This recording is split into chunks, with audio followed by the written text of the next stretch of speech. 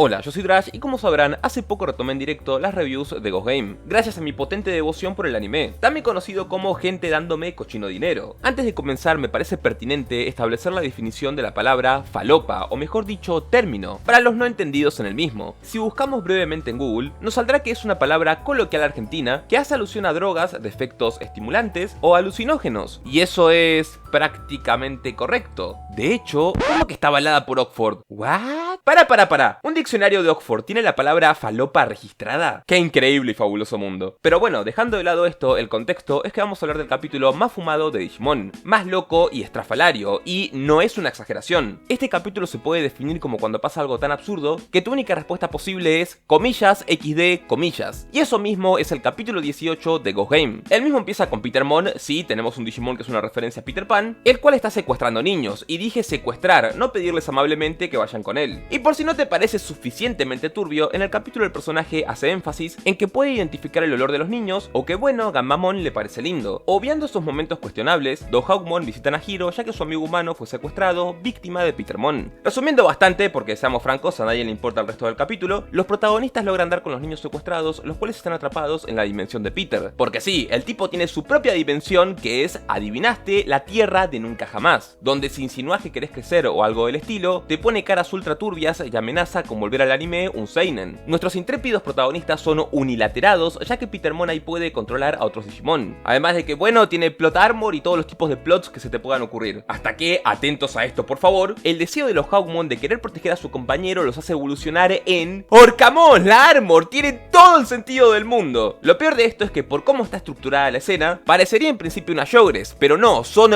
dos Orcamon. Y no solo eso, sino que tienen el ataque justo y preciso para sacar del trance a todos. ¿Ven? Esas son conveniencias de calidad y no mamadas. A propósito, ¿sabías que según el personaje Mirei Mikagura, si podés criar a más de un Digimon tenés más potencial de Tamer del normal? Así que yo no quiero decir nada, pero este niño random de acá tiene más potencial de Tamer que los protagonistas. Después de todo esto, el resto de los Digimon secuestrados y sus compañeros empiezan a evolucionar. Cuando Petermon es finalmente derrotado, Hiro tiene con él momento Naruto, que se resume en decirle algo como, ¿sabes?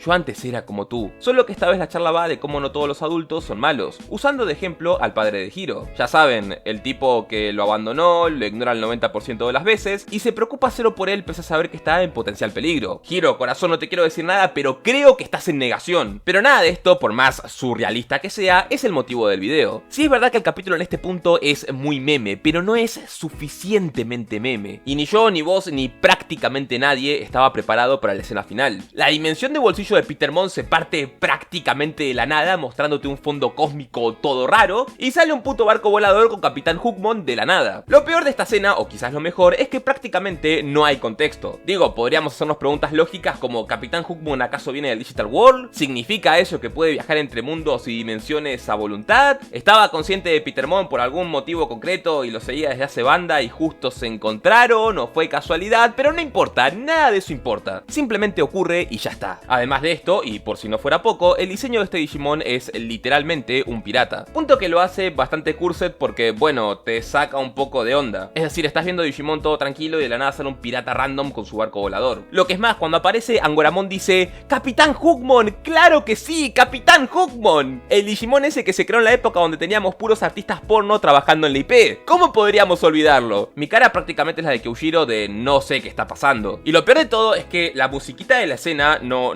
está ayudando. Les voy a poner un pequeño fragmento para que lo puedan apreciar.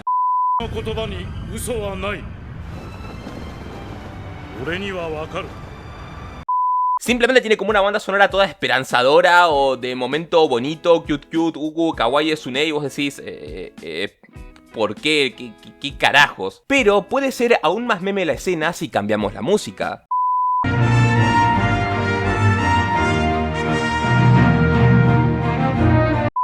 Simplemente verdadera calidad audiovisual. El resumen de todo esto, gente, y lo más importante, Ghost Game se pasa la trama por el forro de las pelotas.